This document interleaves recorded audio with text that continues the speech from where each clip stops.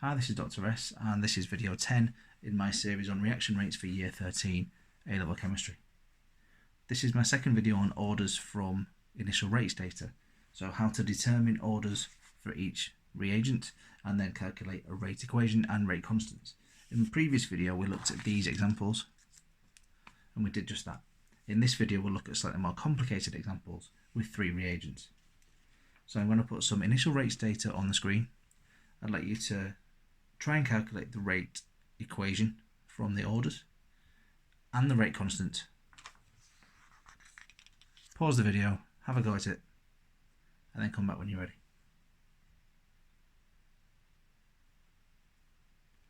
Okay, so we'll take each reagent in turn. Now this is a bit tricky, I've been a bit sneaky with this one.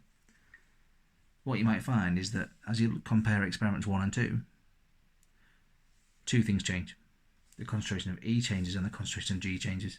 So you can't actually use these straight away to calculate any orders. So if you compared experiments 1 and 2 straight away, you might want to pause again and have another go. What we need to look for is 2 experiments in which only one thing changes. So the best 2 to compare are 1 and 4. Between 1 and 4, the concentration of E has doubled, but the concentration of F has stayed the same, and the concentration of G has stayed the same.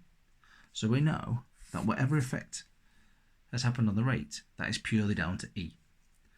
Well, the rate has doubled.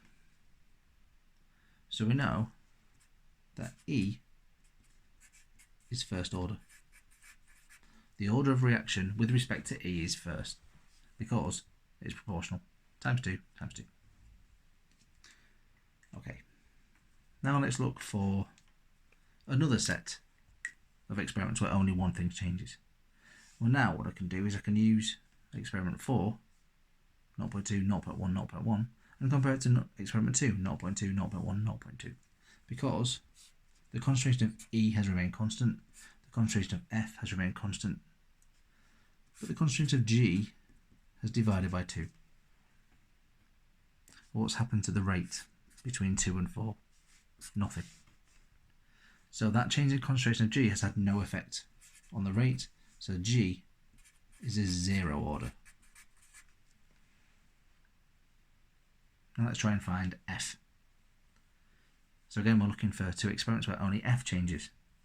If you look between 2 and 3, 0.2, 0.2, E remains constant, G remains constant, F, that's multiplied by 3. What's happened to the rate between 2 and 3? Well, if you take 7.56 times 10 to minus 3 and divide it by 8.4 times 10 to minus 4, you find out that it's gone up by 9 times. 9 is the square of 3, so that means that F is second order. So now I have all this information, I can start putting that into my rate equation. So rate equals K, concentration of E because it's first order, concentration of F squared because it's second, rearrange for K, so rate over concentration of E, concentration of F squared. Select the numbers probably from the first experiment, so K equals 4.2 times 10 to the minus 4 over 0.1 times by 0.1 squared. And that gives us an answer of 0.42 dm 6 mol minus 2 S minus 1. I hope that made sense. Now let's look at a slightly more complicated one again. This is really tricky. This is probably as hard as the exam could give you. Okay, so again, pause the video, have a look at the data, try and come up with the orders, the rate equation, and the rate constant. Come back when you're ready.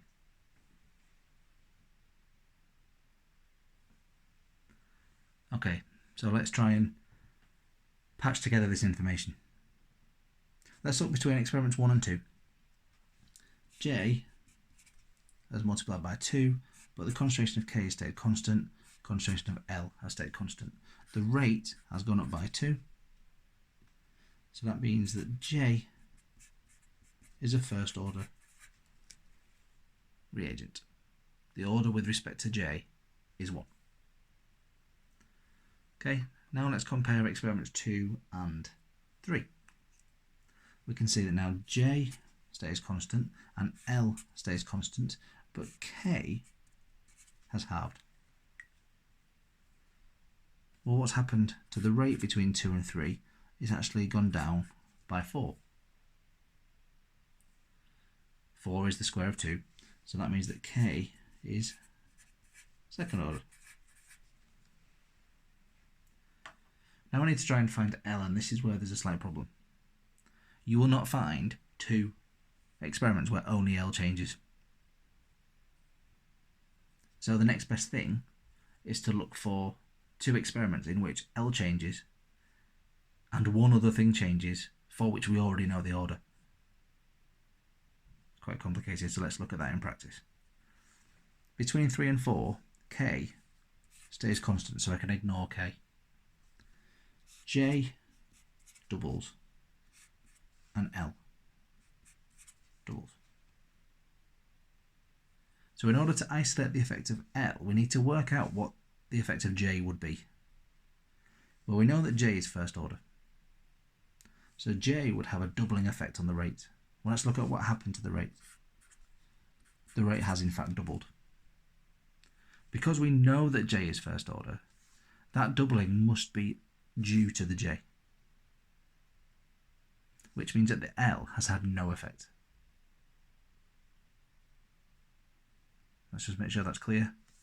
We know that the rate has gone up by double. We know that J and L has doubled, so which one caused that? Well, we know that J is first order, so that's why we know that J caused it and L didn't. So L has had no effect on the rate, so it's 0 order. Let's put that into the rate equation. Rate equals K, J because it's first order, K because it's second order. Rearrange for K. Select some numbers. So from the first row, 6.80 times 10 to minus 5 over 0.126 times by 0.252 squared, and that should come out with a numerical value of 0.00849840023, which is far too accurate to report as an exam answer. So we'll look for the significant figures, the 3 significant figures in each of the data, so I'll report to 3 significant figures. So that is 0.00850 or 8.50 times 10 to the minus 3 dm6 mole minus 2 s to the minus 1. If you did get this first time, well done. That is about as hard as an exam question can ask. If not, please just keep trying these sort of questions until you get in them, and remember that this is really quite difficult. But the more you practice, the more you get it. Okay, thank you. I'll see you next time.